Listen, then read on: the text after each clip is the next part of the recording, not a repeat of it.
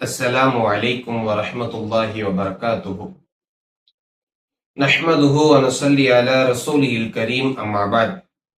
அன்பிற்கும் பாசத்திற்கும் உரித்தான அல்லாஹ்வின் நல்லடியார்களே, சகோதரர்களே, சகோதரிகளே, நாயகம் ஸல்லல்லாஹு அலைஹி வஸல்லம் அவர்கள் தவிர்க்கக்கூடிய 7 பெரும் பாவங்கள், அதில் இன்று நாம் பார்க்க இருப்பது இறுதியான 7வது மிகப்பெரிய பாவம், கதுஃபுல் முஹ்ஸனாத்தில் முஃமினாத்தில் காஃபிலாத். ஒரு முஃமினான, ஒரு பத்தினித்தனமுடைய, ஒரு தூய்மையான பெண்ணை இட்டுக்கட்டுவது, அவளின் மீது பொய்ப்பழி சூட்டுவது, இது மிகப்பெரிய பாவமாகும். இறைவன் தன் திருமறையிலே இதை பற்றி கூறும் பொழுது இவ்வாறாக கூறுகிறான்: எவர் ஒருவர் இப்படி அநியாயமான ரீதியிலே உண்மை எது என்று தெரிந்து கொள்ளாமல் ஒரு பத்தினித்தனமான, ஒரு தூய்மையான பெண்ணின் மீது இப்படி இட்டுக்கட்டுவாரோ அவருக்கு இறைவனுடைய சாபம் இருக்கிறது. லுஇனு ஃபித் துன்யா வல் ஆখিরা வலஹும் அதாபுன் அதீம். அவர்கள் இந்த உலகத்திலும் சரி மறுமையிலும் சரி சபிக்கப்பட்டவர்களாகிறார்கள். லுஇனு, இறைவன் அவர்களுக்கு தண்டனை இது இருக்கிறது, அவர்கள் தூரமாக்கப்படுகிறார்கள் என்று மற்ற வார்த்தைகளை பயன்படுத்தவில்லை. லுஇனு, அவர்கள் சபிக்கப்பட்டவர்களாக ஆகிறார்கள், இறைவனுடைய கருணையிலிருந்து தூரமாக்கப்படுகிறார்கள், இறைவனுடைய ரஹ்மத்திலிருந்து நிராசையானவர்கள் ஆகிறார்கள், இறைவனுடைய அனைத்து நிஅமத்துகளையும் பெற முடியாத ஒரு பாவிகளாக மாறி போகிறார்கள். ஆக இறைவனுடைய சாபத்தை இந்த உலகத்திலும் மறுமையிலும் பெற்றவர்களாக இருக்கிறார்கள். அவர்களுக்கு அதாபுன் அதீம், மிகவும் கொடுமையான தண்டனை நரகத்திலே காத்து கொண்டிருக்கிறது என்று இறைவன் தன் திருமறையில் கூறுகிறான். ஒருவேளை நாம் யாராவது ஒரு பெண்ணை தவறாக சொல்ல வேண்டும், அவர்கள் மீது பழி சுமத்த வேண்டும் என்றால் சரியான சாட்சிகள் நமக்கு வேண்டும். சாட்சிகள் இல்லாமல் நாம் யாரையும் பழி சொல்ல முடியாது. அவர் சொன்னார், இவர் சொன்னான் என்று ஒரு பெண்ணுடைய வாழ்க்கையை மோசம் செய்துவிடக் கூடாது. நம்ம அப்படி கொண்டு வந்து யாராவது ஒரு பொண்ணு தப்பு செஞ்சிச்சு அப்படின்னு சொல்லணும்னா, இறைவன் தன் திருமறையில் கூறுகிறான், சூரத்துல் நூரிலே 4வது வசனத்தில் 4 சாட்சிகள் கொண்டு வர வேண்டும். ஒருவேளை அவர் 4 சாட்சி கொண்டு வராம சும்மாவே வந்து இந்த பொண்ணு தப்பு செய்து, இந்த பொண்ணு மேல நிறைய தப்பு இருக்கு, அவர் நான் அங்க பார்த்தேன் இங்க பார்த்தேன், அவர் சொன்னார் இவர் சொன்னார், இந்த மாதிரி சொன்னா ஃபஜ்லிதூஹும் ஸமானீன ஜல்தா, அவருக்கு 80 சாட்டை அடி கொடுக்க வேண்டும் என்று இறைவன் தன் திருமறையில் கூறுகிறான் என்றால் இது எந்த அளவிற்கு மிகப்பெரிய பாவம் என்பதை நாம் பார்க்க வேண்டும். ஆனால் இன்று நாம் சர்வசாதாரணமாக அந்த குற்றத்தை செய்து கொண்டிருக்கிறோம். 4 பேர் ஒண்ணு சேர்ந்துட்டாலே இந்த மாதிரி பேச்சுகள் தான் அதிகமாகுது.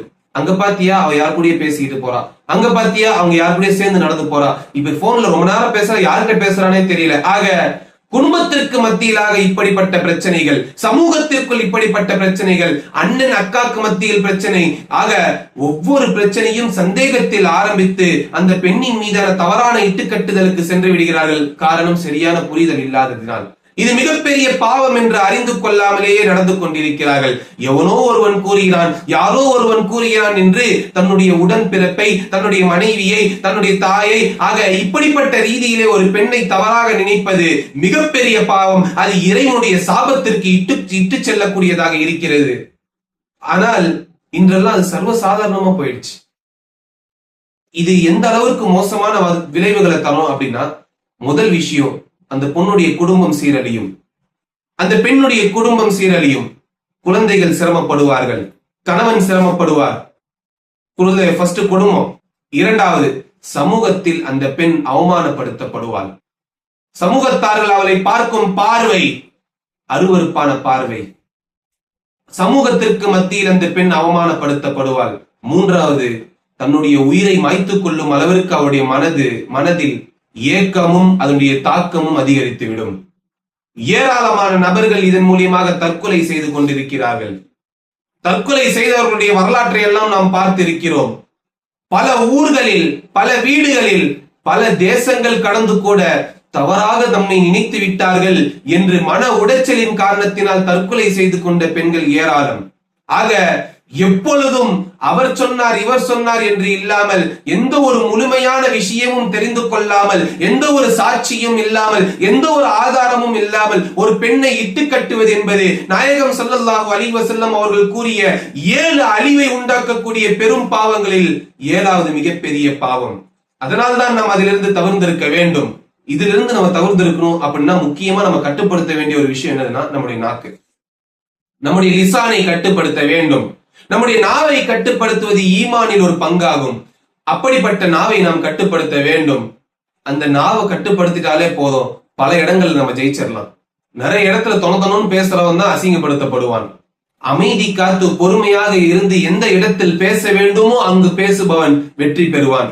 ஆக நம்முடைய நாவை பாதுகாக்க வேண்டும். யாராவது ஒருத்தர் ஏதாவது வந்து கேட்கிறாங்க, இது அந்த போய் அங்க ஏதோ பார்த்த மாதிரி இருக்கு, அங்க ஏதோ போன மாதிரி இருக்கு, அந்த வீட்டுக்குள்ள அந்த பொண்ணு அப்படி இப்படி ஏதாவது சேர்த்து வச்சு பேசுற மாதிரி இருக்கு அப்படின்னா நம்ம செய்ய வேண்டிய வேலை என்னன்னா, எனக்கு தெரியல, நான் பார்க்கல, சரியா தெரியலன்னு சொல்லிட்டு நகர்ந்துக்க வேண்டும். காரணம், இது ஒரே ஒரு பெண்ணுடைய விஷயம் அல்ல, ஒரு குடும்பமே சார்ந்த ஒரு விஷயம். அந்த ஒரு பெண்ணை குறை கூறுவதன் மூலியமாக அந்த குடும்பமே அழிவிற்கான நாச வேலைக்காக செல்கிறது. அந்த குடும்பமே அழிவை நோக்கி செல்லக்கூடிய விஷயம். ஆக இந்த விஷயத்தில் நாம் மிகவும் கவனமாகவும் மிகவும் குறிப்பாகவும் நல்ல தெளிவான சிந்தனையோடு சிந்தித்த பிறகுதான் செயல்பட வேண்டுமே தவிர, அவர் கூறுகிறார் இவர் கூறுகிறார் என்று பேச்சு வாக்கில் அந்த பெண்ணை பற்றி இட்டு கட்டுவதோ, அந்த பெண்ணை பற்றி புறம் பேசுவதோ, அந்த பெண்ணை பற்றி பின்னால் தவறாக பேசுவது என்பது மிகவும் தவறாக, மிகவும் மிகப்பெரிய பாவங்களில் கட்டுப்பட்டது. இன்னொரு பெரிய அதிர்ச்சி என்னன்னா, இறைவனுடைய சாபத்தை இட்டு தரக்கூடிய மிகப்பெரிய பாவமாக இருக்கிறது. எனவே வல்லோன் அல்லாஹ் அப்படிப்பட்ட மோசமான பாவத்திலிருந்து நம்முடைய நாவை பாதுகாப்பானாக. இன்னும் எந்த நேரத்தில் எதை பேச வேண்டுமோ அதை அறிந்து நல்ல இடத்தில் நல்லதையும், தீமையான இடத்தில் அதை தவிர்க்க வேண்டிய சொற்களை சொல்லி அவர்களை தடுக்க வேண்டிய பாதையிலே எம்மை இறைவன் ஆக்க வேண்டும் என்ற நல்ல துஆவோடு விடைபெறுகிறேன். வாஹிர் தாவானா அல்ஹம்துலில்லாஹி ரப்பில் ஆலமீன். அன்பிற்குரியவர்களே, அல்லாஹு தஆலாவுடைய மாபெரும் கிருபையால் 7 மிகப்பெரிய பாவங்களை தவிர்க்க வேண்டும் என்ற தொடர் இன்றோடு நிறைவு பெறுகிறது. இன்ஷா அல்லாஹ் நாளை முதல் எப்படி சுவனம் செல்ல வேண்டும் என்ற தொடரில் பாவங்களை தவிர்க்க வேண்டும் என்பது முதன்மையானது. இரண்டாவதாக இறையச்சத்தை நாம் வளர்க்க வேண்டும். அதற்காக என்னென்ன செய்ய வேண்டும், அதற்கான 7 வழிகள் என்ன என்பதை இன்ஷா அல்லாஹ் நாளை முதல் சந்திப்போம். எல்லாம் அல்லாஹு தஆலா நமக்கு உதவி செய்து நம்முடைய அனைத்து முயற்சிகளுக்கும் நல்ல கூலியை தந்தல் புரிவானாக. ஆமீன். அஸ்ஸலாமு அலைக்கும் வரஹ்மத்துல்லாஹி வபரகாத்துஹு.